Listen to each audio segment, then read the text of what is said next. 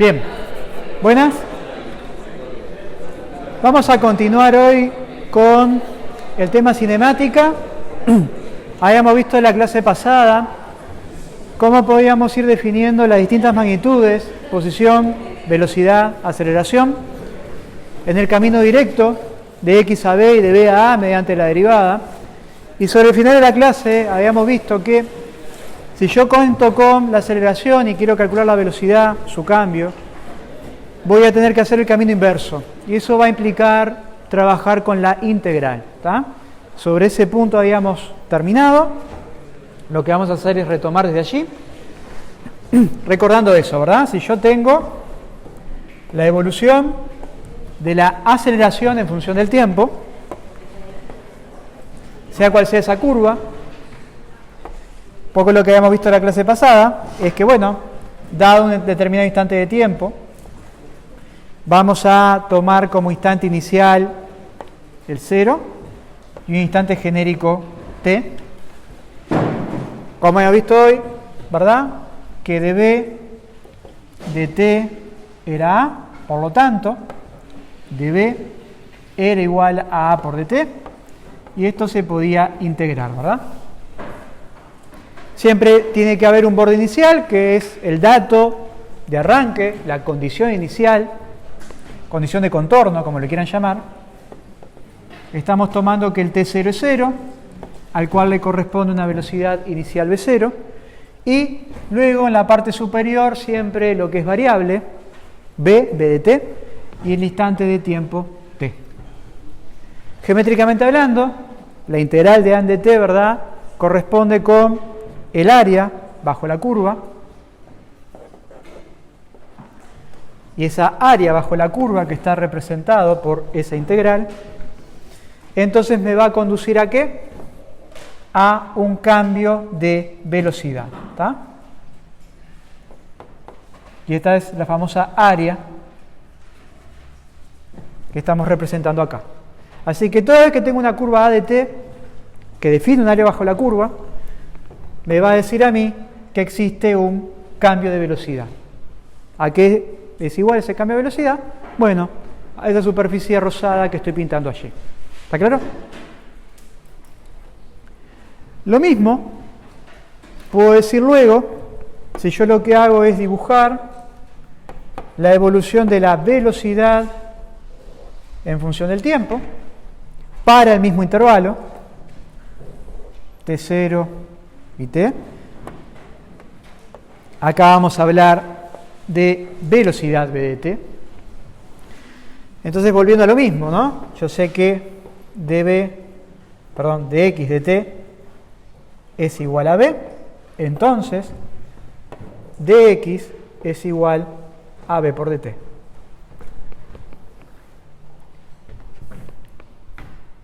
Si lo que hacemos ahora para poder resolver esta ecuación diferencial a variables separables, que directamente me va a implicar integrar ambos lados de esa igualdad, vamos a tener un tiempo 0 y un tiempo t, como siempre la parte superior es la variable, un x inicial x0 y una posición final x genérica x de t.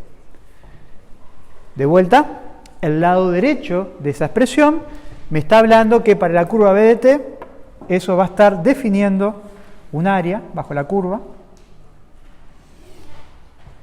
y toda vez que exista un área bajo la curva, positiva o negativa, después vamos a ver ese caso particular que se puede llegar a dar, me va a decir a mí que necesariamente va a existir un delta x, un cambio en la posición. Es decir, x menos x0 es igual a la integral de b de t en dt, ¿tá? Entre 0 y t. Ya que es igual esto a esta área que está acá. ¿Sí?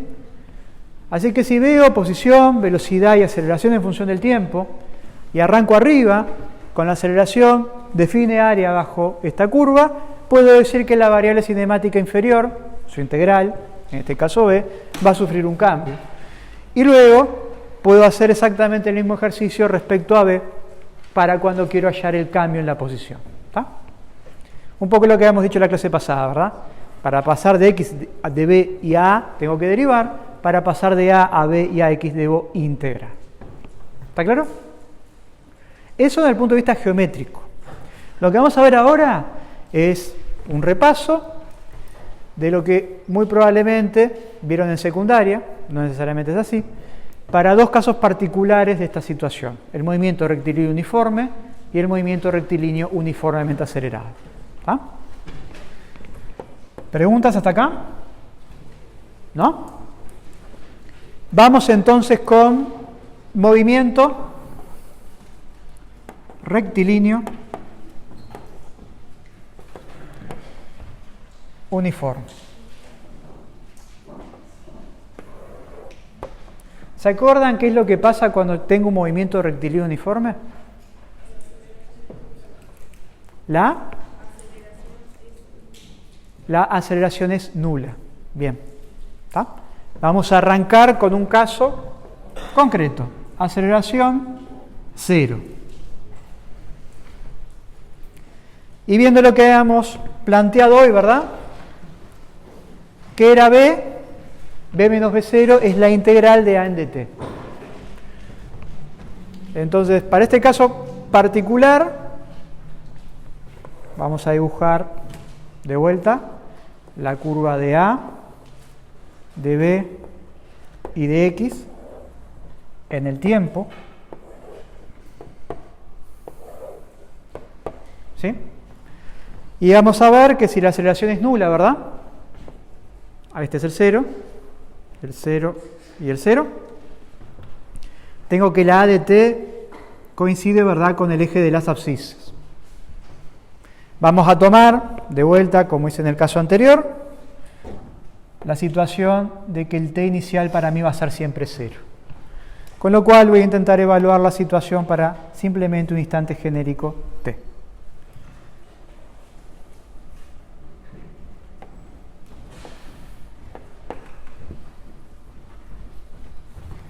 ¿Bien hasta ahí?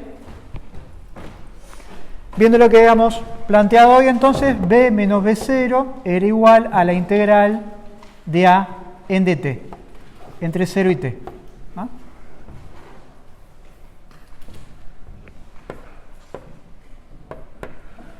Bien. ¿Y esto cuánto da para este caso? 0. Porque la función integral es 0, el área bajo la curva que define es nula, por lo tanto, esto se va a anular también, ¿y qué implica? Que b de t es igual a b0, es decir, tengo una constante de movimiento, que es la velocidad. Si no hay aceleración no hay cambio de b, por lo tanto b tiene que estar uniformizado, estacionario. ¿De acuerdo hasta ahí?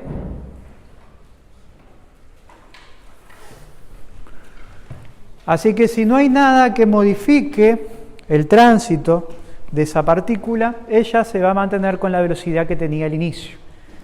Esa velocidad puede ser nula, puede ser positiva, puede ser negativa. ¿Tá? Simplemente lo que decimos es que se mantiene constante. ¿De acuerdo? Así que voy a venir acá, voy a dibujar un cierto B0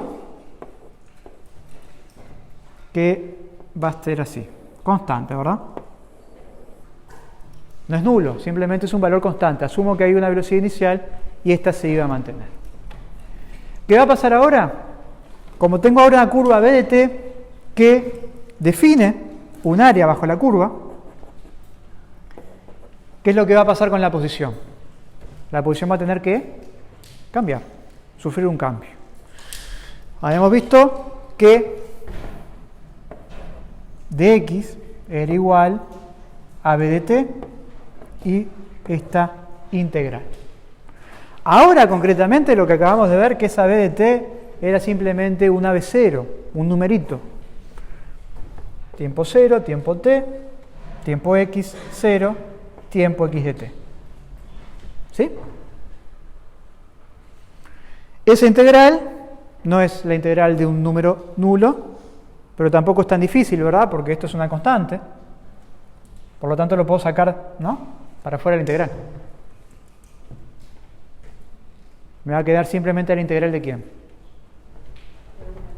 De t, ¿no? ¿Sí?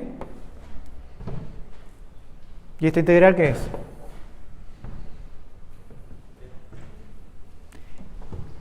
Para ser prolijos, esto sería b0 por t barro evaluado entre 0 y t. Y esto es b0 por t. ¿Sí? ¿Estamos bien? Y del lado izquierdo, como siempre, ¿no? Barrow también, x evaluado entre x0 y x de t, que es x de t menos x0 es igual a b0 por t. Conclusión, x de t es igual a x0 más b0t.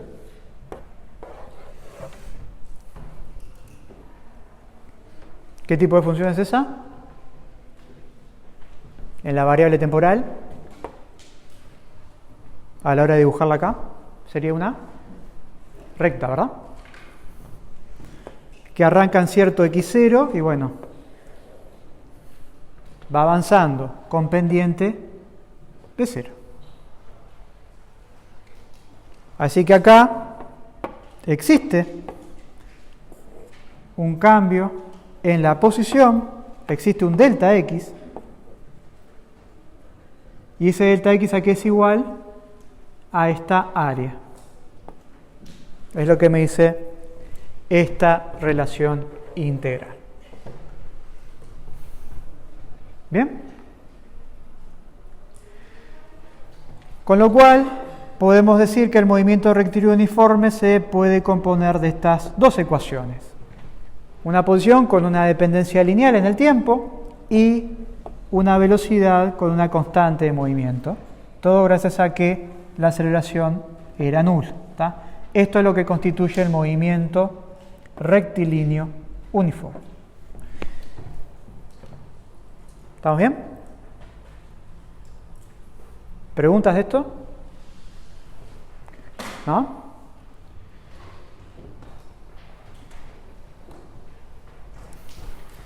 Vamos ahora a avanzar al siguiente movimiento típico, sí.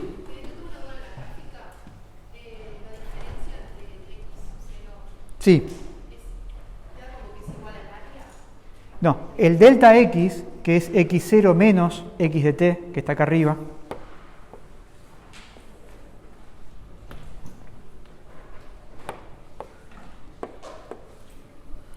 esta distancia es un delta x, x menos x0. Hay un cambio en el x. Ese cambio en el x a que es igual al área bajo la curva que está acá arriba. ¿Está?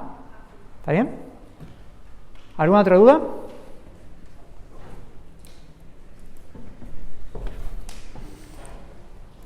Simplemente estamos mostrando gráficamente la relación que la integral en términos analíticos nos está generando. ¿Está?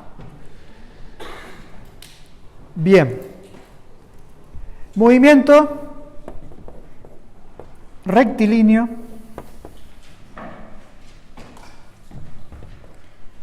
uniformemente acelerado. El MRUA, ¿no? ¿Qué es el MRUA? ¿Qué implica? Aceleración constante, que podría implicar la aceleración cero, ¿no? Porque el cero, si se mantiene constante, es cero, pero bueno, eso nos lleva al caso anterior. ¿Tá? Así que acá lo que vamos a desarrollar es también una situación de aceleración constante, pero esa aceleración es distinta de cero. ¿Tá? ¿Está claro?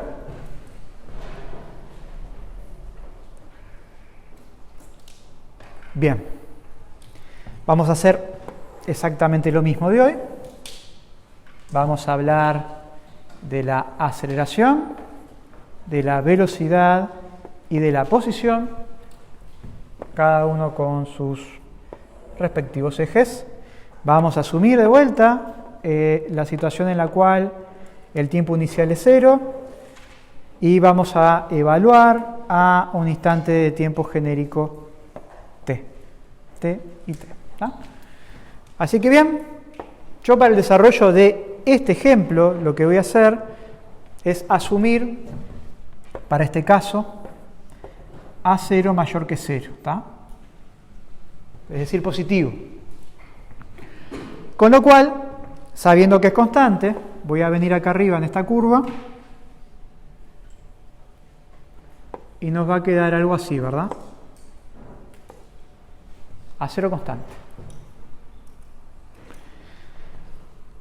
De la misma expresión de hoy, ustedes saben que b menos b0 es la integral de a de t en dt, entre 0 y t, ¿no? Ahora estamos considerando que esto es un A0. ¿Bien? Lo hicimos hoy, fue el primer caso, ¿verdad? Solamente que la aceleración era nula. Ahora no.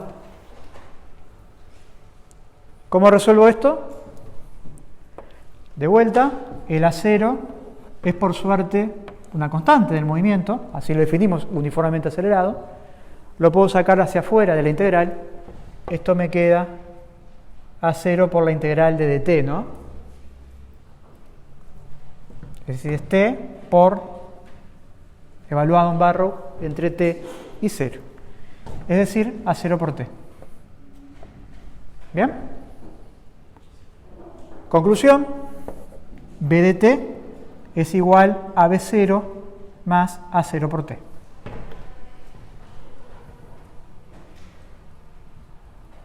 ¿Estamos de acuerdo? ¿Qué implica eso en términos funcionales en el tiempo? Que la velocidad inicial arranca a cierto valor b0, que puede ser nulo, positivo, negativo, lo que ustedes quieran. La ecuación admite todas esas soluciones y lo que vamos a tener es una evolución lineal de esa velocidad en el tiempo. Dado que hay una aceleración no nula que define un área bajo su curva, de vuelta, la variable que está abajo, que en este caso es la velocidad, necesariamente va a tener que sufrir un cambio. ¿Tá? Hay un cambio que vamos a marcar acá, que es igual a un delta V. ¿No? Hay delta V porque hay aceleración. ¿Bien? ¿Preguntas de eso? Vamos ahora a X. Volviendo por analogía al MRU, el X, ¿verdad? Es la integral, delta X, la integral de B en dt. X menos X0 es la integral de B de t en dt. Ahora nos encontramos por primera vez en una expresión que no es una constante, ¿verdad? Eso es B de t. Pero bueno, tampoco pasa nada, ¿no? Simplemente lo que vamos a tener que hacer es enchufar esa función lineal dentro de la integral. ¿Para qué? Para poder hallar x en función del tiempo. Por lo tanto, esto nos va a quedar como la integral de b0 más a0 por t en dt entre 0 y t. ¿Cómo se resuelve eso? Ahí va, es una suma, ¿verdad? Linealidad. La integral de una suma es la suma de las integrales. Entro en modo Federico, o Mauricio, no sé, a esta altura, ¿cuál es cuál? Vamos a escribir las primitivas de cada uno de estos términos, ¿verdad? El primer término, ¿cómo es la primitiva que me queda de B0 en dt? B0 por t, ¿no? Barrow entre 0 y t más la integral de a por t, que ¿cuál sería su primitiva? A por t cuadrado sobre 2, Barrow entre 0 y t. Conclusión, la expresión queda x0 más b0t más a0 por t al cuadrado sobre 2. ¿Está? ¿Les suena esa expresión? Bueno, son de los formulazos que nos enseñaban en secundaria, ¿verdad? Pasa que había que enseñarlo con formulazo porque en secundaria no sabíamos integrar aún. Pero bueno, una cosa tiene que quedar clara, que este formulazo está muy bien, siempre y cuando se cumpla las condiciones en las que se desarrolló. ¿Que cuál es? Que la aceleración tiene que ser constante. Y no estoy diciendo una trivialidad. Vamos a ver más adelante en la dinámica, que es la rama de la física que nos dice cuáles son las causas que de alguna manera generan el movimiento, las fuerzas. Cuando yo tengo fuerzas constantes, vamos a ver que generan aceleraciones constantes. En esos casos, todo bien, todo este aparataje matemático lo van a poder usar. ¿Qué pasa si tengo una fuerza que es variable? Un resorte. Si hay una fuerza variable, ¿qué va a pasar con la aceleración? Va a ser variable. ¿Y esto que acabo de desarrollar sirve? No. ¿Está claro, no? Año tras año, llegamos a instancias de examen de gente que ya cursó Física 101, ponemos un problema de masa como un resorte, de un amortiguador, y la gente utiliza las expresiones de MRUA para eso. Y eso está mal. Es un cero. Porque no puedo aplicar una expresión de una situación física que no corresponde. Entonces empezamos nuestro camino hacia aclarar las fórmulas. Van a aparecer fórmulas. Nosotros damos a ustedes la opción de que lleven al control esto que está acá, resumen de fórmulas del curso de Física 101. Es el único material que van a poder contar de física en el control, se lo tienen que imprimir y llevar ustedes. Hay muchas expresiones, ahí vemos que la primera, 1.a, son las expresiones de MRUA. O sea, no la tienen que deducir, las pueden usar. La cuestión es que ustedes tienen que saber en qué condición la deben aplicar. ¿Tá? El nombre nos lo dice. ¿Es uniformemente acelerado el movimiento? Sí, bueno, en ese caso lo puedo usar. Si no, no puedo usarlo. ¿Está claro eso? Bueno, con esto voy a insistir bastante. Soy bastante aburrido y pesado en este aspecto, pero créanme, si es que no lo viéramos todo el tiempo, no haríamos esta aclaración. ¿Tá? MRUA para lo que es MRUA. Las fórmulas tienen eso. Si la van a usar, tienen que saber en qué condiciones se deben usar. ¿Tá? ¿Alguna pregunta? ¿No? Bien, simplemente para completar esto, yo estoy acá en el X, arranco con X0 y bueno, tengo una función del tipo parabólico. Hay un X a una instancia superior. El cambio en esos X obviamente van a corresponder con el área bajo la curva, ¿verdad?, del caso anterior que acabamos de ver. Es decir, yo acá voy a estar viendo un delta X. ¿Por qué hay un delta X? Bueno, porque la curva de arriba, la de la velocidad, ¿verdad?, tiene un área bajo la curva. De la misma manera que este delta B existía, porque había un área bajo la curva de la superior. ¿Está claro? Bien. Si yo tuviera, y les va a pasar en los problemas introductorios de tema cinemática del repartido de práctico, cualquier otro tipo de dependencia de aceleración y velocidad, no pasa nada. Simplemente lo que vamos a tener que hacer es integrar esa expresión. Si me dan A, la voy a tener que integrar para hallar B. Si me dan B, le voy a tener que integrar para hallar X, ¿no? Y así sucesivamente. Lo importante es tener presente eso. La relación derivada, cuando voy de abajo hacia arriba, y la relación integral cuando voy de arriba hacia abajo. ¿Tá? De abajo hacia arriba derivo y de arriba hacia abajo integro. ¿Está claro? Bien. Conclusión, para el MRU A tenemos que X es igual a X0 más B0 por T más A0 por T cuadrado sobre 2 y B es igual a B0 más A0 por T. ¿Tá? Esas son las dos ecuaciones que constituyen el MRUA. Nosotros le damos esas expresiones.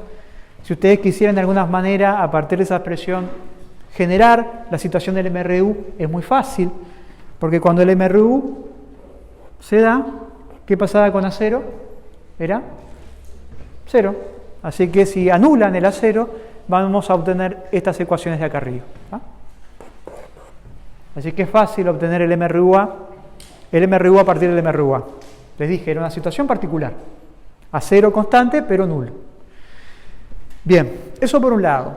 Por otro lado, y lo habrán visto ahí en el resumen de fórmulas, en el renglón 1A no hay únicamente dos expresiones, ¿verdad? Hay dos más. A veces se habla de las 4 ecuaciones del MRU A. En realidad, en términos de variables dependientes e independientes, tenemos en realidad 2 ecuaciones que establecen el MRU A. La ecuación de x en t y la ecuación de b en t. Pero yo puedo operar entre ellas para tratar de tapar o esconder alguna variable en concreto y generar expresiones que no dependan ni de A, que es este caso, ni expresiones que dependan de t, que es el último caso. Que no son ecuaciones diferentes, simplemente son combinaciones de las anteriores que simplemente esconden una variable. ¿Cómo se hace eso? Bueno, por ejemplo, viendo esta ecuación que está acá, ustedes pueden ver que podemos despejar, me va a quedar b menos b0 es igual a 0 por t, y si simplemente paso dividiendo el A0, me queda que t es igual a b menos b0 sobre A. Con esa relación, si yo vengo y sustituyo en esta expresión acá este tiempo y este tiempo, lo que nos va a quedar es una expresión que no depende del tiempo. Me va a quedar una expresión, no voy a hacer la cuenta, es x0,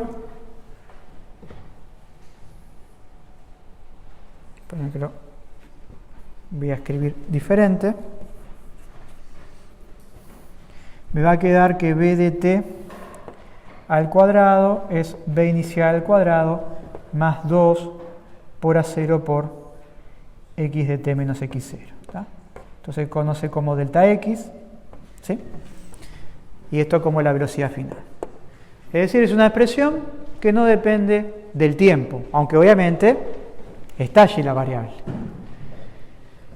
Y si hago lo mismo, por ejemplo, desde acá, simplemente despejo diferente, digo que A0 es b menos b0 sobre t, y sustituyo en la expresión, ¿tá? Acá,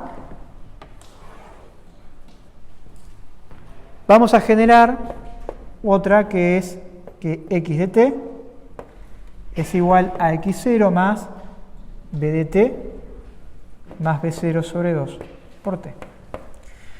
Una expresión que está interesante porque no aparece explícitamente la aceleración. ¿No? Pero insisto, no son ecuaciones nuevas, son combinaciones de las anteriores que simplemente me permiten reescribir la variable dependiente, el conjunto de variables dependientes del problema. ¿Está claro? Así que ojo, que no son 4, o sea, no hay 4 ecuaciones para plantear, simplemente 2, y estas que están acá simplemente están trabajadas un poquito más.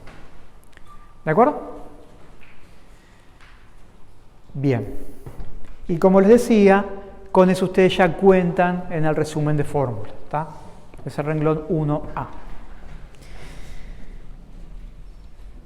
Bien.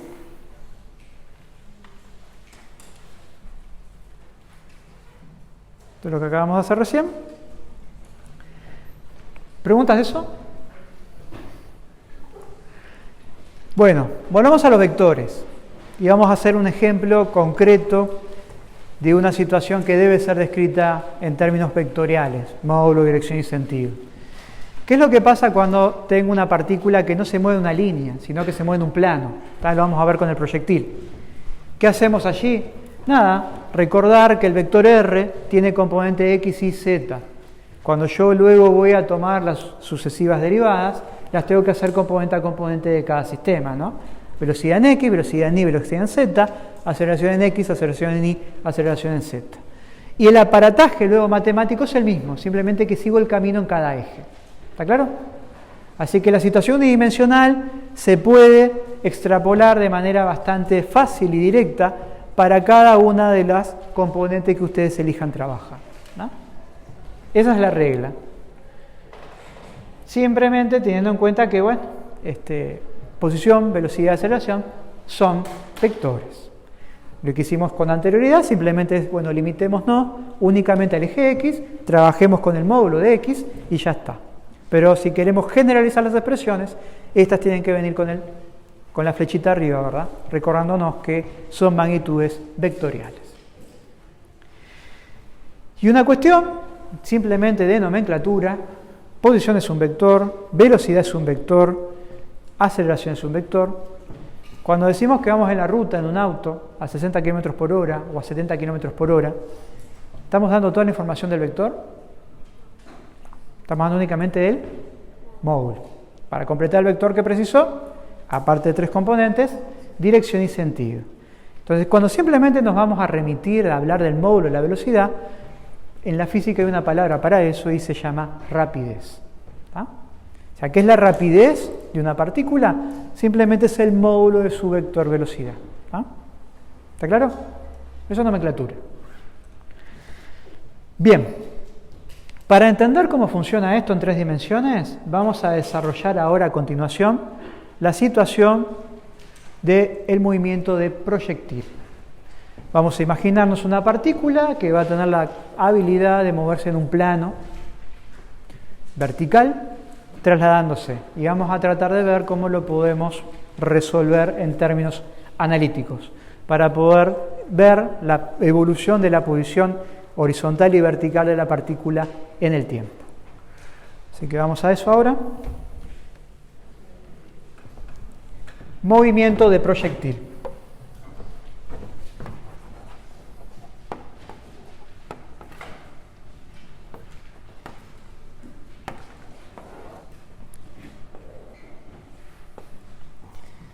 Así que voy a agarrar una pelotita puntual, la voy a tirar al aire, ¿verdad? Y antes de arrancar vamos a hacer una serie de consideraciones. Vamos a decir que nos vamos a mover próximos a la superficie terrestre. ¿Esto para qué? Para, bueno, considerar que la aceleración de la gravedad va a ser constante. ¿Cuánto vale la aceleración de la gravedad? ¿Se acuerdan? 9,8 metros por segundo cuadrado, ¿verdad? O lo que usualmente denotamos con la letra G, que es el resultado, ¿verdad?, de la acción de la gravedad sobre los cuerpos. Lo otro que vamos a despreciar es todo tipo de rozamiento. Rozamiento puede haber de 2 tipos, lo vamos a desarrollar en dinámica, ¿verdad? Rozamiento viscoso con un fluido, el aire, y después eventualmente un rozamiento con alguna superficie a través del contacto de 2 cuerpos, ¿está? Así que vamos a dejar eso de lado y simplemente nos vamos a limitar a esto. Por lo tanto, si yo simplemente estoy estudiando un cuerpo que está en el aire, sometido a la acción de la gravedad, ¿cuál es la única aceleración que el cuerpo puede tener? La gravedad es hacia abajo, ¿verdad? Vertical. Voy a dibujar la aceleración A de esta forma. Recuerden que en cinemática se suele utilizar la aceleración G minúscula para hablar de la aceleración de la gravedad. Que, como decía acá una compañera,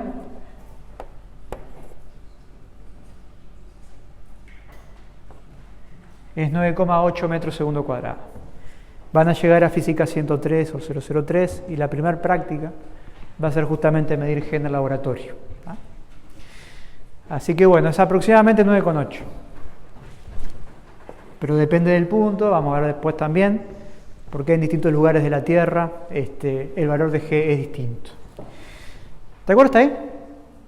Y no hay nada más, porque podría haber alguna otra fuerza, pero yo la estoy dejando por fuera.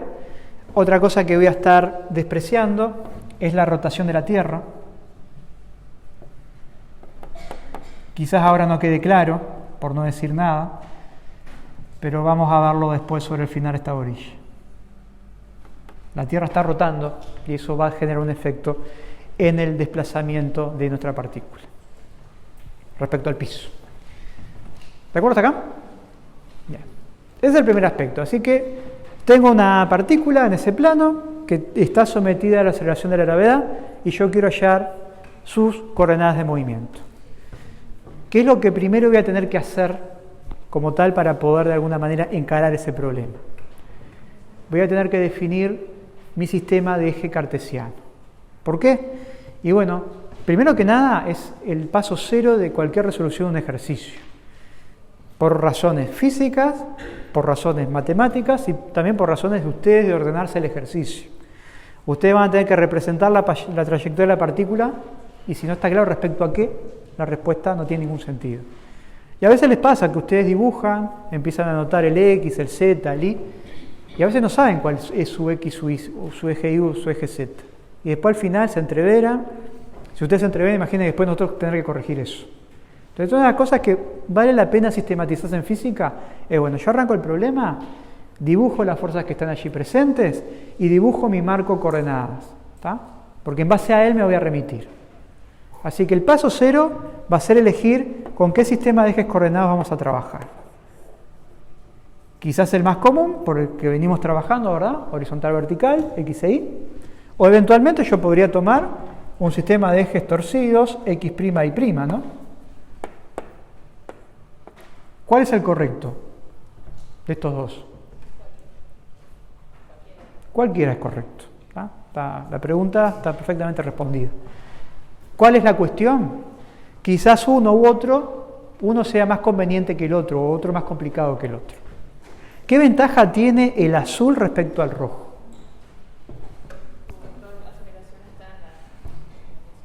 Exactamente. En el caso azul, la aceleración de la gravedad G está solo en el eje Y, ¿verdad? En el eje X no hay nada. Entonces, ¿qué tipo de movimientos tendría yo según el esquema de ejes coordenados X e Y? En el eje Y hay aceleración, ¿no? Que sería constante, G. Por lo tanto, ¿qué tengo allí? Un MRUA vertical. Y en el eje X, un MRU. Porque no hay aceleración, ¿verdad? ¿Está claro? Así que MRU en X, MRUA en el eje Y. Ahora lo vamos a escribir. Pero ¿qué pasa con el sistema de ejes rojo? Como G es hacia abajo y el X' y el Y' está torcido ahí, para X' algo de aceleración veo, ¿no? Yo descompongo esa aceleración, algo de ese vector está en X'. Y en el eje Y', algo del vector G también está proyectado. ¿Qué tendría allí? 2MRUA, con aceleraciones distintas. A ver, como decía la compañera, físicamente es lo mismo. Vamos a tener quizás un poquito más de matemática para desarrollar la situación. Así que, si las situaciones son las mismas y hay un procedimiento matemático más simple que otro, siempre voy a elegir el sistema de ejes más conveniente, ¿tá? Para trabajar menos, ¿sí? Que eso no es mala palabra. Para hacer lo mismo, si hago menos, soy más eficiente, ¿tá? ¿Está claro? Así que, como sistema de ejes son buenos los dos, voy a elegir el sistema azul. ¿Por qué? Porque me implica que a lo largo del eje X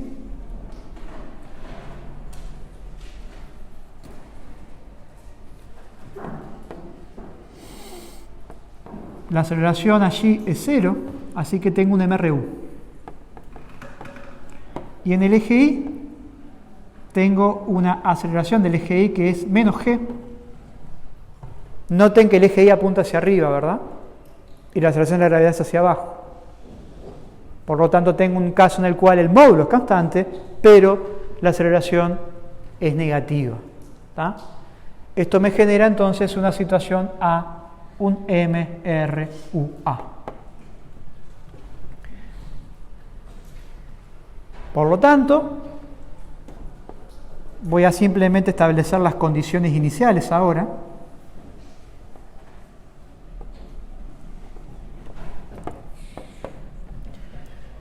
¿Sí? Vamos a hablar que hay un X0, hay un Y0, hay un B0 en Y y hay un B0 en X. ¿Ah? Posición X e Y inicial, velocidad X e Y inicial. ¿Ah? ¿De acuerdo hasta acá?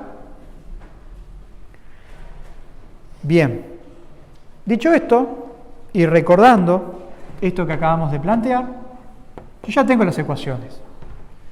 ¿Por qué? Porque dijimos claramente hoy que X, que es un MRU, ¿sí?, es igual a X0 más v0x por t y velocidad en el eje x es la velocidad inicial en el eje x. ¿Esto de dónde? De acá, ¿no? De lo que vimos hoy, de MRU, ¿no?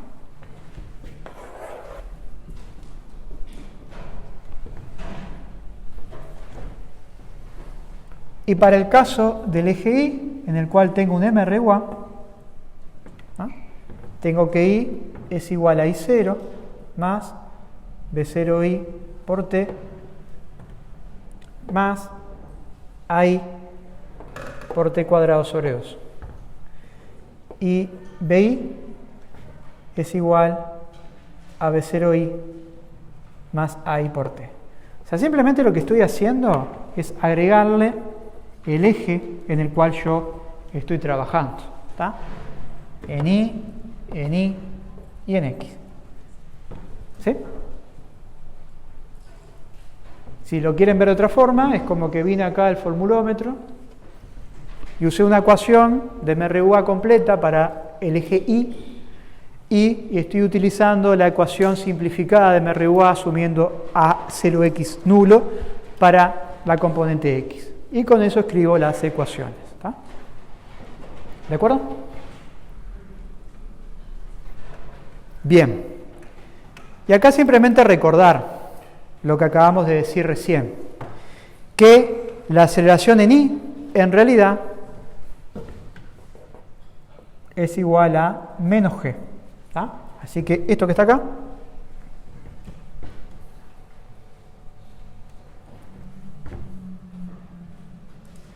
es menos g y lo mismo que está acá, ¿no? ¿Bien? Y lo que nos queda ahora, de alguna forma, es explicitar qué es lo que pasa con V0x y V0y. ¿Por qué? Porque yo todavía no di la condición inicial de velocidad geométricamente hablando, que es un poco lo que vamos a hacer ahora. ¿Tá?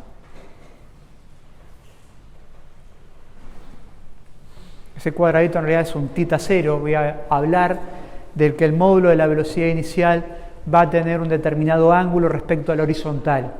Ese ángulo medido respecto a la horizontal lo voy a llamar θ 0, ¿tá? θ inicial. Porque el θ luego va a ir cambiando, obviamente, ¿no? Por acción de la gravedad, la partícula va a ir bajando y la orientación de la velocidad tiene que cambiar. ¿Hasta acá estamos de acuerdo? Sí.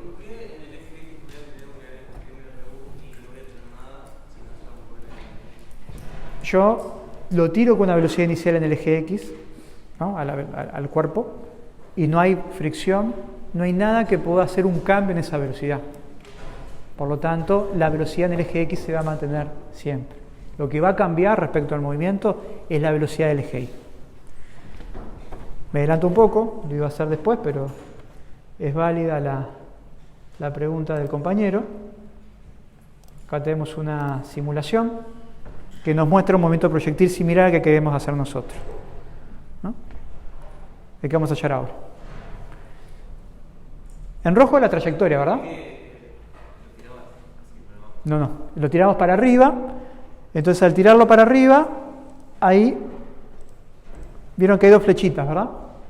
La flechita horizontal, que es la velocidad en el eje X, y la flechita vertical hacia arriba es la velocidad del eje Y. Lo que decíamos recién, ¿verdad? No hay ninguna fuerza a lo largo del eje X. Si no hay fuerza en el eje X, entonces no hay nada que pueda hacer cambiar la velocidad del eje X. Entonces, ¿qué tiene que pasar con esa velocidad? Tiene que estar fija, constante. Movimiento rectilíneo uniforme. Solo en el eje horizontal. Entonces, olvídense de todo lo demás, presten atención solo a la flecha horizontal, es siempre la misma, ¿no? ¿Cuál es la que cambia? La vertical, ¿no? Arranca grande, se achica, se anula y después va hacia abajo. ¿Por qué? Porque hay una aceleración que es negativa. El cuerpo arrancó con mucha velocidad para arriba. La aceleración me la va primero a disminuir. La va a anular y luego me la va a hacer crecer hacia abajo. ¿No? Y eso es lo que, de alguna manera conjunta, nos hace nosotros describir el movimiento de proyectil. Porque me muevo horizontalmente gracias a ¿quién? A la vía horizontal. Pero subo y luego bajo como consecuencia de la aceleración de la gravedad hacia Entonces, la conjunción de esos dos movimientos en X y en Y es lo que nos lleva al movimiento parabólico. ¿Está claro? Bien. Entonces, yendo ahora a la parte simplemente geométrica, para completar lo que era el dato inicial que les decía, yo voy a tener la velocidad v0 con la cual sale la partícula. Voy a dibujar el triángulo rectángulo, que de alguna manera lo compone al mismo. Vamos a ver que la componente proyectada horizontal es la velocidad inicial a lo largo del eje X, y tengo la componente vertical proyectada de la velocidad inicial denominada v0i. El ángulo que forma acá el v0 con respecto a su cateto adyacente es θ. Entonces, esto define este triángulo rectángulo, ¿verdad? Fíjense, yo puedo trasladar v0i para acá. Este ángulo que está acá es 90, ¿no? ¿Qué me dice esta expresión? Por un lado, v0 cuadrado, Pitágoras, ¿no? Es v0x cuadrado más v0y cuadrado. Y como triángulo rectángulo que es, coseno de θ es igual al cateto adyacente dividido la hipotenusa. Y el seno de θ es el cateto opuesto a θ, v0i, dividido la hipotenusa. Por lo tanto, v0x es igual a v0 por coseno de θ y v0i es igual a v0 por seno de θ. ¿De acuerdo? Ustedes ya lo saben de secundaria, lo pueden utilizar directamente, si no, siempre van a poder de allí desarrollar un triángulo rectángulo, si estamos siempre en una base cartesiana, obviamente, generando entonces el ángulo cuando toca el cateto, es el adyacente, va con coseno, cuando el ángulo no toca el cateto, es el opuesto, va con seno. ¿Está? ¿De acuerdo hasta acá? Entonces, bueno, eso es lo que yo de alguna manera voy a ir sustituyendo en estas expresiones. v0x es igual a v0 por coseno de θ, y este v0i que está acá es igual a v0 por seno de θ. ¿De acuerdo? Y ahí parecería que está todo bien, porque por un lado tengo un x de t, un x como función del tiempo, y tengo un y de t, es decir, un y como función del tiempo.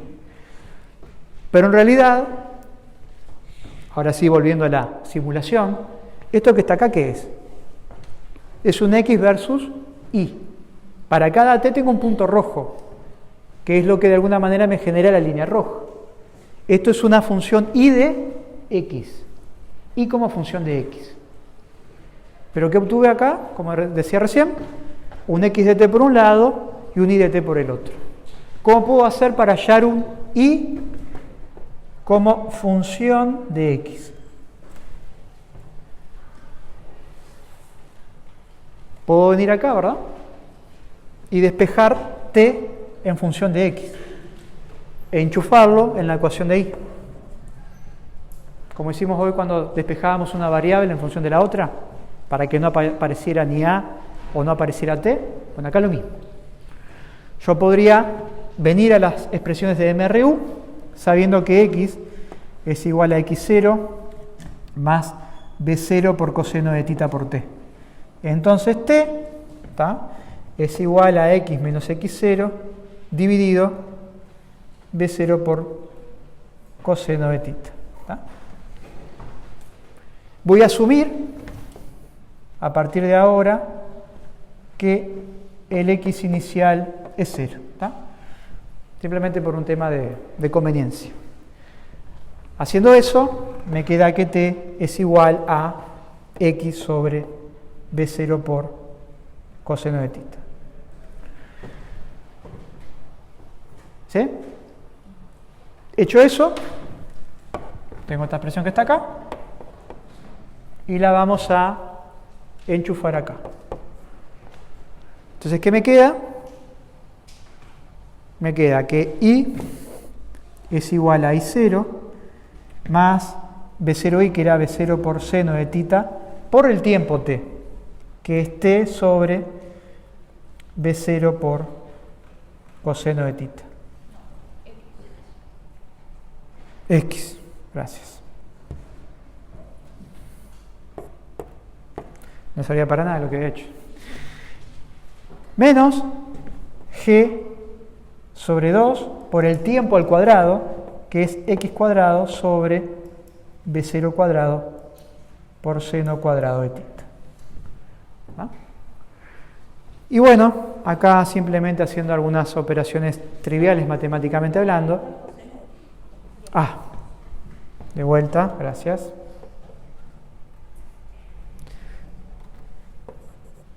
Gracias, ahí va. Bueno, como les decía, muy poca cosa podemos simplificar, pero bueno, hagamos uso de lo que podemos. Tengo B0 arriba y abajo, así que hago tachativa, ¿no? Y me queda seno dividido coseno, ¿no? Que es tangente de tita. Con lo cual, esta expresión de acá abajo me queda que I es igual a I0 más tangente de tita por X menos G sobre 2 B0 cuadrado coseno cuadrado de tita por X cuadrado, ¿no? Y acá tenemos el famoso movimiento parabólico, porque la variable X, ¿tá? Acá tengo el famoso menos A por B, ¿no? A X cuadrado más BX más C, ¿no? Los distintos coeficientes de un polinomio de segundo grado. Es una parábola de la función Y como función del eje X, que explica la forma de la curva que estamos viendo hoy.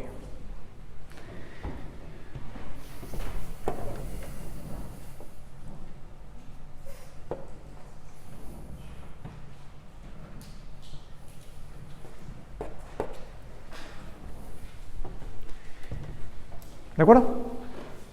Y esa expresión, de vuelta, es relativamente fácil de desarrollar. No voy a decir que es la más simple, es bastante tediosa, por decirlo de alguna forma, ¿está?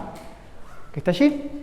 Y ustedes también cuentan con ella en el resumen de fórmulas, porque correspondería a la expresión 1b, ¿está? De movimiento de proyectil, ¿está? Recuerden que para ese desarrollo concreto, la única consideración que se tomó es que el X inicial era nulo. El X inicial nulo implica tener el eje X en realidad ahí, ¿no? La partícula tiene el origen de coordenadas en la vertical pasando por 0. ¿Tá? O sea, no está separado en X la posición proyectada de la partícula respecto a dicho eje. ¿Está claro? Así que ese sería el movimiento del proyectil, que lo acabamos ya de mostrar en la simulación. Lo que vamos a ver ahora es definir una característica del movimiento que es bastante interesante de analizar, que se conoce como alcance. La pregunta es, si yo quiero agarrar una pelotita y la quiero tirar para que caiga lo más lejos de mí, para cierta velocidad inicial V0, la pregunta es que con qué ángulo respecto a la vertical lo debo tirar, o a la horizontal. ¿Ustedes qué dirían? 45. ¿No? Podríamos preguntar por qué, ¿no? Porque si lo tiro muy para arriba, ¿qué pasa? Sube mucho y baja, pero prácticamente no cae. ¿Qué es el problema de tirar la pelota para arriba? Es que no le estoy dando velocidad en el eje X, lo que veríamos hoy con el compañero. Para que la pelotita avance, precisamos una flechita horizontal grande, ¿tá? Precisa una velocidad en el eje X mayor, como estoy haciendo allí, ¿no? Pero para tener una velocidad en el eje X mayor, ¿verdad? La inclinación del vector velocidad se tiene que acostar. Si yo acuesto el vector V0, ¿qué pasa con la velocidad en el eje Y? Se achica. ¿Y el tiempo que la pelotita está en el aire de qué depende? De esa velocidad inicial. Entonces el tema de cuanto más lejos llegue depende de dos cosas. De cuán grande sea Bx y cuán grande sea Bi, para que esté la mayor parte del tiempo volando. Entonces son dos cosas que parecen contraponerse. ¿Cómo lo resuelve la física? De manera democrática. Bueno, miti-miti. Tanta velocidad en el eje X como velocidad en el eje Y. ¿Y eso qué hace? Cuando tengo un vector con dos componentes iguales, su resultante ¿dónde va?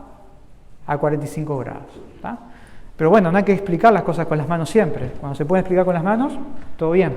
Es lo que hacen los economistas, ¿no? La mayor parte de ellos. Que hacen bastante más matemática que nosotros y que a veces dicen cosas con las manos bastante preocupantes. Pero bueno, acá lo que vamos a hacer es matemáticamente demostrar esto. Ahí tenemos toda una serie de mapeo, ¿tá? De pelotitas que con mismo módulo salen a distinto ángulo. Las que salen más arriba es a θ igual 10, ¿verdad? Prácticamente no consigo tener velocidad en el eje X, es todo velocidad en el eje Y. Está bien, está un tiempo en el aire razonable, pero no consigo avanzar nada. Luego tengo algo más intermedio, como 20 grados, 30 grados, y vemos acá la trayectoria azul, es la cual yo consigo caer lo más lejos posible. ¿Y eso a qué se logra? Bueno, si medimos el ángulo, a 45 grados por lo que decíamos hoy. Pero eso, ¿tá? De alguna manera lo tenemos que demostrar, y lo vamos a hacer ahora. ¿Está clara la situación entonces? Quiero saber cuál es la máxima distancia respecto al origen que la partícula va a caer. Eso se conoce en física, en cinemática, como alcance del proyectil.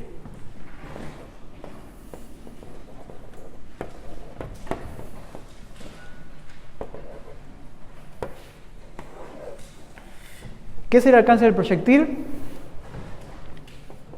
Es el avance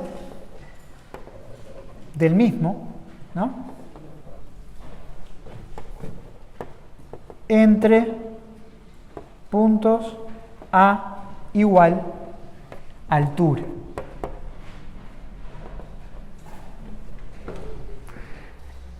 ¿Por qué puntos igual altura? Bueno, porque si este es mi sistema de ejes coordenados, X e Y, y la pelotita está en el piso, yo voy a hablar de alcance como esto, que además se denota con la letra R.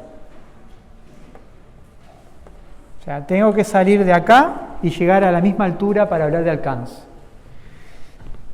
Si la partícula hubiese salido un poco más arriba, la trayectoria del proyectil sería así. ¿Cuál sería el alcance? Bueno, el alcance es entre puntos de igual altura. ¿Ah? ¿Está claro? Así definimos alcance. Así que para llevar esto que acabamos de desarrollar a nuestra situación, implica tomar como condición inicial una en la cual x0 es nulo y la posición inicial es nula. ¿Tá? Fíjense, x e y en el origen de coordenadas. Simplemente lo que estamos jugando acá es con un B0 a ese ángulo y con ese módulo. ¿Está claro? Y la trayectoria ya está explicitada, la tenemos acá.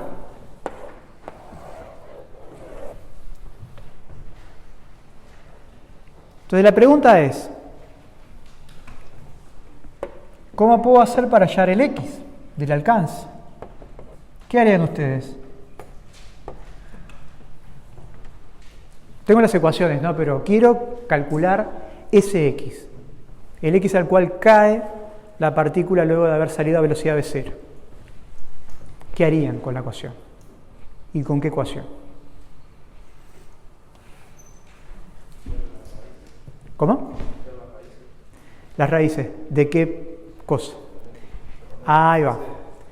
Hay que tomar este polinomio que está acá, ¿no? Y el compañero dice hay que hallar las raíces en X. Esto implica agarrar este polinomio y hacer ¿qué? Anularlo, ¿no? Porque yo quiero saber que X, que está acá, es el que hace que la altura sea nula. Entonces, para definir el alcance, como el X inicial es 0, el X final también va a ser 0. O sea, quiero saber dónde cae. O sea, que X final 0 me está diciendo dónde cae la masa M. ¿Está? Perdón. Y final.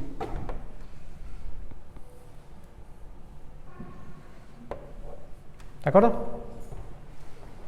Yo arranco entonces con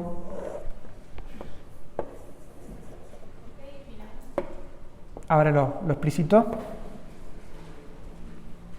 Este es el eje X, este es el eje Y. La partícula sale ahí, ¿no? El I inicial es nulo, ¿no? La partícula va a arrancar, taca, taca, taca, taca, taca, pum, llega ahí. ¿Cuánto vale el I al final? 0. Tiene que ser a la misma altura del inicial, que también era nulo. Entonces, cuando la partícula toca el piso, eso ocurre para el valor inicial y para el valor final. ¿Ah? Así que así le digo a la ecuación el lugar que a mí me interesa.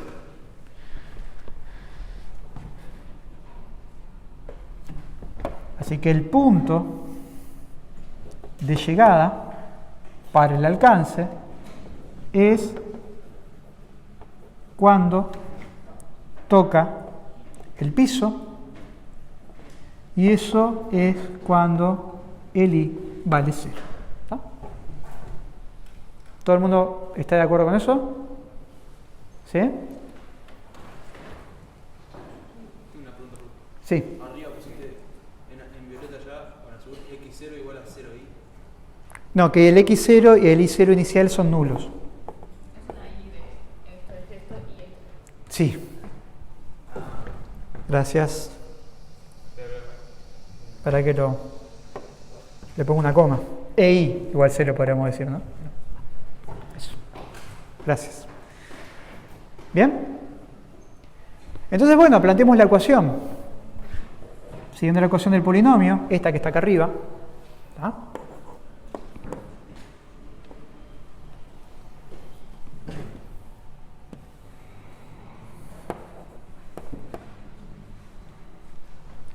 Cero es igual a 0, ¿no? Más tangente de tita por x menos g sobre 2 b0 cuadrado por coseno cuadrado de tita por x. Y como decía acá el compañero, hay que hallar las raíces, hay que anular este polinomio. Y tengo que hallar qué valores de x anulan ese polinomio. ¿Tá? Acá puedo reordenar un poquito esta expresión. ¿Tá? Acá hay todos ceros, pero tengo un x multiplicando tangente de tita y x cuadrado multiplicando este término en g. Así que esto podría escribirse así: x por tangente de tita menos g por x sobre 2 b0 cuadrado por coseno cuadrado de tita, ¿no? Esto se tiene que anular. Puedo usar Bhaskara o puedo simplificar esa forma. Me gusta mostrarlo de esa forma porque nos deja a la vista cuáles son las dos raíces evidentes que esto tiene, ¿no? Para que el lado izquierdo de esta expresión se anule, ¿qué tiene que pasar? Opción 1, la trivial, x igual a 0. ¿Sí? ¿Por qué está esa solución x igual a 0? ¿Sí? Salida. La ecuación, a ver, no es inteligente, ¿no? La ecuación simplemente me describe una situación. Yo le estoy diciendo, decime ecuación, ¿en qué lugares la altura es 0? Y bueno, estimado, usted dijo que el x inicial es 0. Así que en x igual 0, igual 0. ¿Tá? Condición inicial. Y luego sí está la que a mí me va a interesar. Luego transcurrido un tiempo suficientemente largo, el tipo va a caer por acá. Ese es el que me va a decir en igual 0 un x no nulo. Y eso sale de acá. ¿De acuerdo? Así que esta es la solución trivial, esta es la condición inicial. Entonces es algo que les va a pasar mucho en las resolución de ejercicios, ¿no? Le van a aparecer soluciones, ustedes van a tener que interpretar cuál es la correcta. ¿De acuerdo? ¿Está ahí? Solución 2 es eso, anular ese paréntesis. Y bueno, ¿eso qué tiene que dar? Voy a hacer esto, x es igual a 2 b0 cuadrado por coseno cuadrado de tita multiplicado por la tangente de tita, que es seno de tita sobre coseno de tita, ¿no? Y dividido g. ¿Sí? Recuerden que esto que está acá era la tangente. ¿De acuerdo? Despejé. Y bueno, acá de vuelta hay cosas que se pueden ir por tachativa, ¿no? Este coseno de tita se va con ese cuadrado.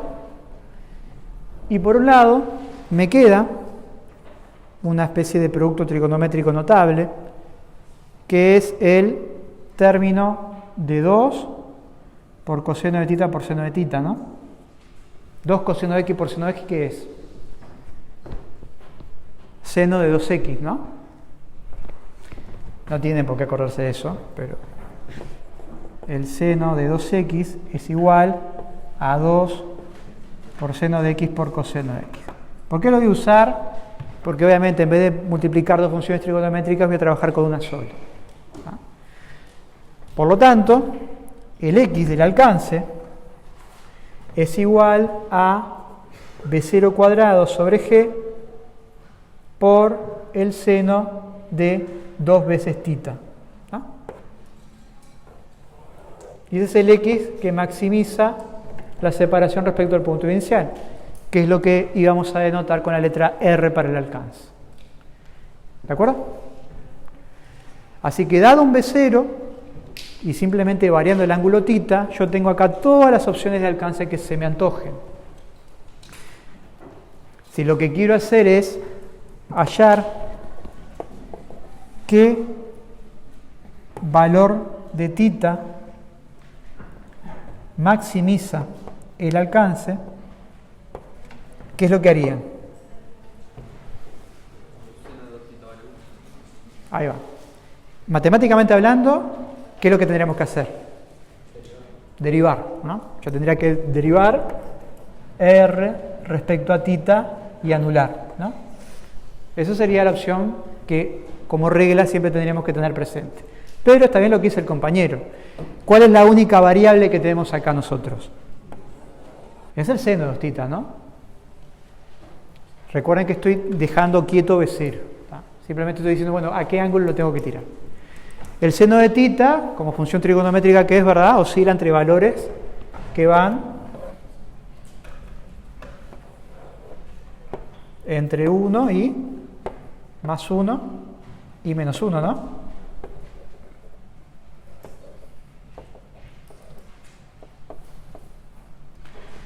Por lo tanto, el máximo valor que esto puede tomar es 1. La pregunta es, ¿qué valores maximizan esta función seno de 2 tita? El seno de 90, ¿verdad? O múltiplos de 90. Así que 2 tita múltiplo de pi sobre 2 o 90 grados, como lo quieran llamar, pi sobre 2 radianes o 90 grados, maximiza esa cuestión. Con lo cual, el tita que maximiza eso, que es la mitad, ¿verdad? Es 45 grados. Lo cual nos lleva al ejemplo que hemos visto hoy. ¿De acuerdo hasta ahí?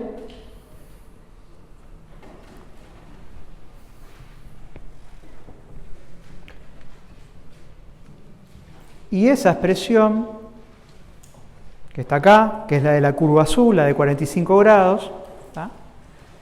También la tienen acá. ¿tá? La expresión, resumen de fórmulas, 1b, tenemos la expresión para el alcance. Una cosa, esta expresión para el alcance tiene toda una serie de condiciones, y es que el eje X es el horizontal y el eje Y es el vertical. ¿tá? Y el alcance es la separación entre puntos de igual altura. Si la aceleración de G es hacia abajo, esto está perfectamente definido. O sea, estamos hablando que el tita se mide respecto al horizontal y la aceleración de la gravedad está perfectamente definida en el plano vertical. Si ustedes toman un sistema que es coordenado, que esté torcido respecto a esa aceleración de la gravedad, esa expresión ya no es válida. Porque la ecuación va a ser distinta. Digo esto porque a veces aparece un plano inclinado y la letra dice, bueno, se tira acá un proyectil a un ángulo tita 0 respecto a la hipotenusa. Y la gente va y enchufa la expresión del proyectil para hacer esto. ¿no? ¿Y cuál es el problema para esa expresión del alcance? que yo la tengo que definir por todo lo que dije hoy, por el desarrollo que hicimos, ¿verdad? Respecto al horizontal. Entonces, θ no es el ángulo respecto al horizontal, ¿verdad? θ es el ángulo respecto a la hipotenusa. Así que no la puedo usar directamente. Las situaciones en las cuales ustedes pueden utilizar esta expresión es para esta, para una partícula saliendo a una velocidad v0, formando un ángulo θ con la horizontal. ¿Está claro? Bien. ¿Preguntas de esto? ¿No?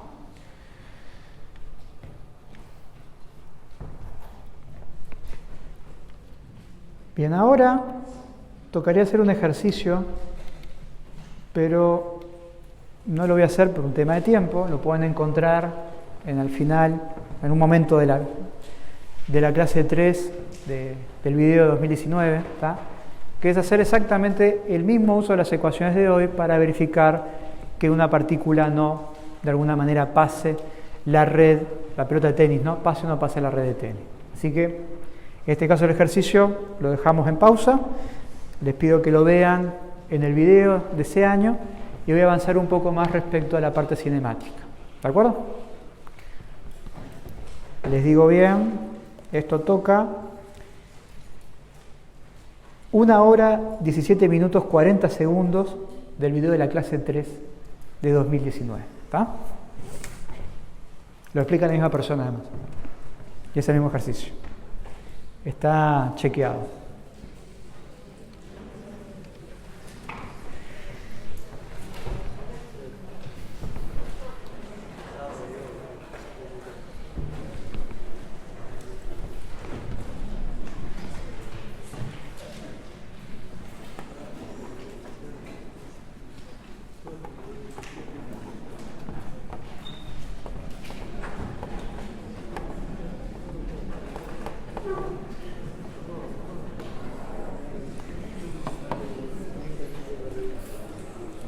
Bien, para ir cerrando el tema cinemática, nos queda por analizar el movimiento, a mi entender, más difícil de la mecánica, que es el movimiento circular. Es un movimiento complejo, parece simple, pero no lo es, porque todo lo que es la relación de posición, velocidad y aceleración, para el caso unidimensional, es bastante claro, ¿no? Son cosas que quedan siempre en la misma línea, en la misma dirección. Vamos a ver ahora un ejemplo en el cual posición, velocidad y aceleración no necesariamente se van a contener en la misma línea. Y es lo que recurrentemente a nosotros nos genera un sinnúmero de inconvenientes a la hora de hacer dinámica. ¿Ah? Así que bien, para eso vamos a tomar una situación particular. Imaginen un plano XY en el cual hay una masa puntual que está, por ejemplo, unida a un hilo con un determinado vector R que representa su posición. Esto es X, esto es Y, acá está el famoso ángulo θ, ¿tá? Y lo que vamos a ver es que yo voy a poder proyectar, ¿sí?, esto y esto para hallar lo que sería la componente X y la componente Y de mi partícula en ese movimiento. ¿Tá? Esto, como habíamos dicho al principio, la posición es un vector, va a haber una componente X versor Y más una componente Y versor J. ¿Tá? Podemos hacer uso de las coordenadas polares. ¿Tá? Yo voy a, de vuelta, volver a redefinir ese triángulo. Este es el vector R, acá está la partícula. ¿Tá?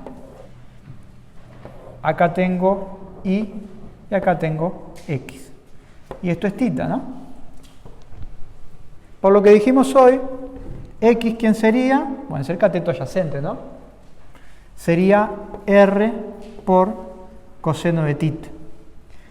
Y ahí, que corresponde al cateto opuesto, al ángulo θ, esto es igual a R por seno de θ. ¿De acuerdo?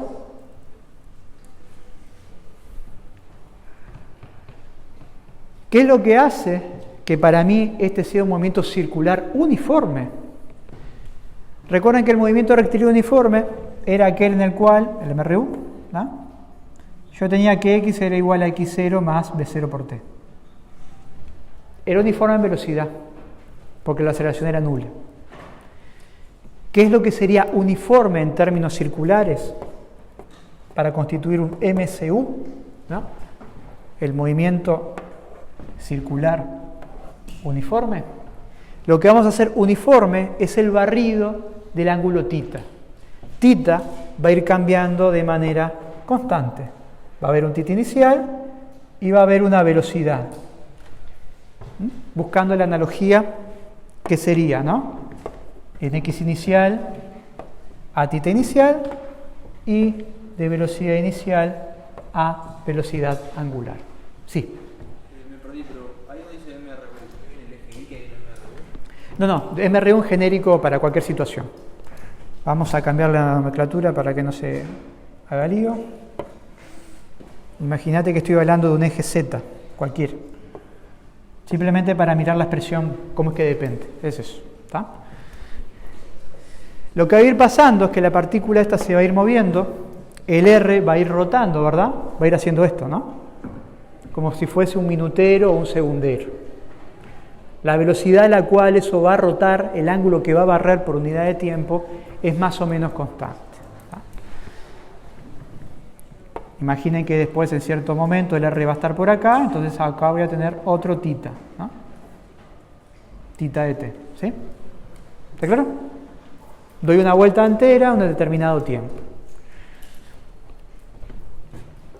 Delta θ sobre delta t es igual a omega y esta es constante. Después vamos a hablar de las unidades, de cómo se nomencla y demás. ¿Está claro? Si asumo que el θ inicial es nulo, entonces el θ de t, yo lo voy a escribir como omega por t y este como omega por t. ¿Está? ¿Estamos bien hasta acá? Estoy medio perdido, creo. Sí. Fue el W sobre todo. El W es la velocidad con la cual esto se va a mover. Imagínate que yo te digo que este es la trayectoria que va a describir la partícula. ¿Ah? Este es el R inicial, ¿no? Entonces yo tengo acá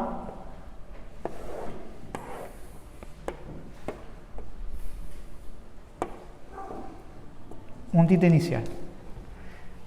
A t igual 0,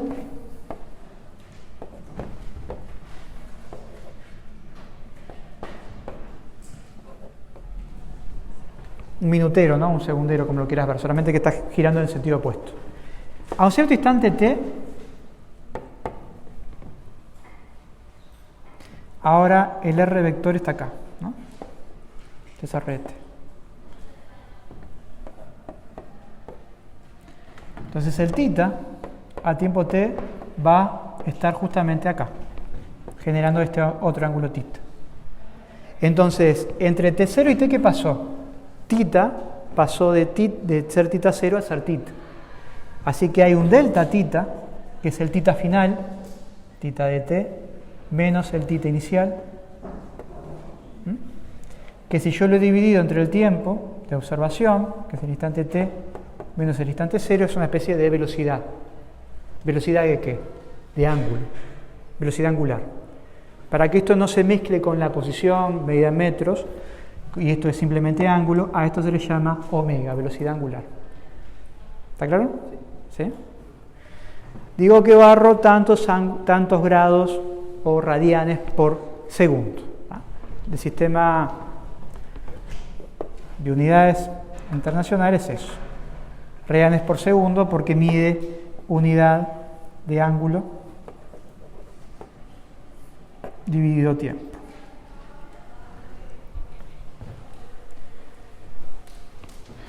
Y para que se haga una idea un poco más clara, un segundero tiene una mayor velocidad angular que un minutero, que a su vez tiene una mayor velocidad angular que la aguja de la hora, ¿no? Por la velocidad a la cual rota. Se mueven en el mismo plano, describen la misma trayectoria, solamente que uno se mueve más rápido que otro, ¿no? El segundero más rápido que el minutero y el minutero más rápido que las agujas de la hora. ¿De acuerdo hasta ahí? Bien. Así que, en base a eso, como les decía, ¿verdad? Yo tengo el R, que es R por coseno de omega t en el eje X más R por seno de omega t en el eje Y. Si yo quiero hallar la velocidad de la partícula, ya habíamos visto hoy, es la derivada de la posición respecto al tiempo. El tema es que ahora la derivada no es una única línea, tengo vectores. Voy a tener que derivar esto y derivar esto. ¿Tá? Como esto se trata de un movimiento circular, lo único que está cambiando acá es el ángulo. El R módulo es constante. Cambia el R posición. Pero al ser una circunferencia, ¿verdad? ¿Qué es una cefa? Es el lugar geométrico de los puntos que equidistan del centro. El módulo de R es siempre constante. Entonces, condiciones que vamos a desarrollar, módulo de R es R, esto es una constante. Por lo tanto, cuando yo vaya a derivar esta expresión, yo ya sé que hay un término que está acá, ¿verdad?, que es constante. Así que me va a quedar la derivada con respecto al tiempo de R por coseno de omega t en I más seno de omega t en J. ¿Tá? Y esta derivada, que es un producto en principio, por lo que acabamos de decir hoy, esto que está acá puede salir para afuera. ¿Sí? ¿Y qué va a dejar? Va a dejar, por un lado, la derivada del coseno de omega t. ¿Cuál es la derivada del coseno? Menos seno de omega t, ¿no? Multiplicado por omega. Regla de la cadena, ¿no? No estoy derivando seno de x respecto a x o coseno de x respecto a x, ¿no? Estoy derivando coseno de algo por x, ¿no? Porque la derivada es temporal, ¿no? Y acá hay un omega por t, ¿no? ¿Estamos de acuerdo? Así que por regla de la cadena, luego de derivar coseno, que es esta expresión, derivo el paréntesis respecto al tiempo, que es omega. ¿Sí? Esto versorí. Más derivada del seno. La derivada del seno es coseno omega t. La derivada del coseno de omega t, ahora por derivada del paréntesis, ¿no? Que es omega. Versor J. ¿Sí? Y notan acá de vuelta que hay un omega acá y hay un omega acá, que son numeritos, ¿verdad? Que yo dije hoy que era constante. Porque era un movimiento circular uniforme. Así que también lo voy a poder sacar para fuera del paréntesis. En conclusión, la velocidad para la trayectoria de la partícula es igual a omega por R por menos el seno de omega t en I más el coseno de omega t en J.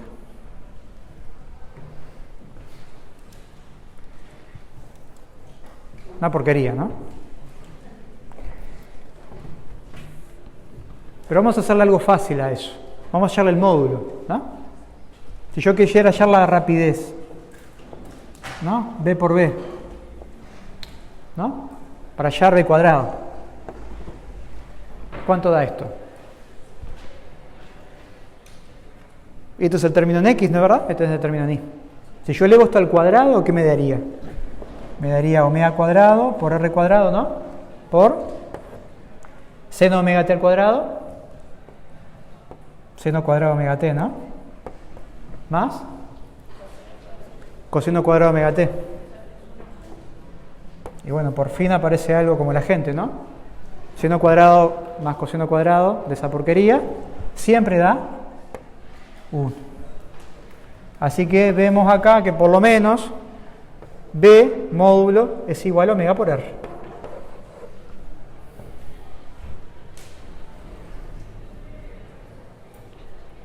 ¿Bien hasta ahí? Y si yo quiero hallar la relación que hay entre R y la velocidad, voy a volver a hacer el dibujito.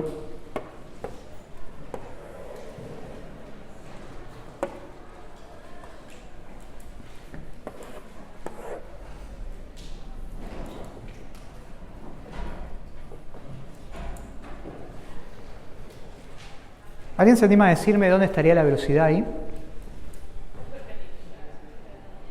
Ahí va, perpendicular a R. Y respecto a la línea punteada, que es la trayectoria, sería tangente, ¿no? Que es el concepto derivado.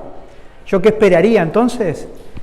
Si yo tengo la trayectoria descrita por la línea punteada, la velocidad es la tangente, ¿verdad?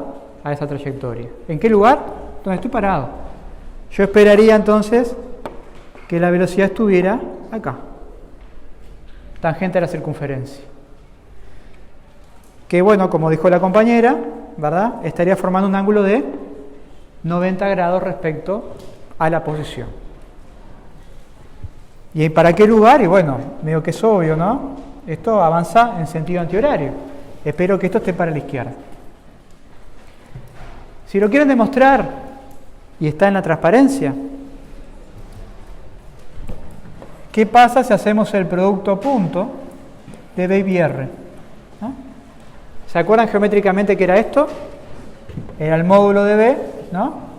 Por el módulo de R por el coseno del ángulo que forman los dos. Si ustedes multiplican B, que es esto, por R, que es esto,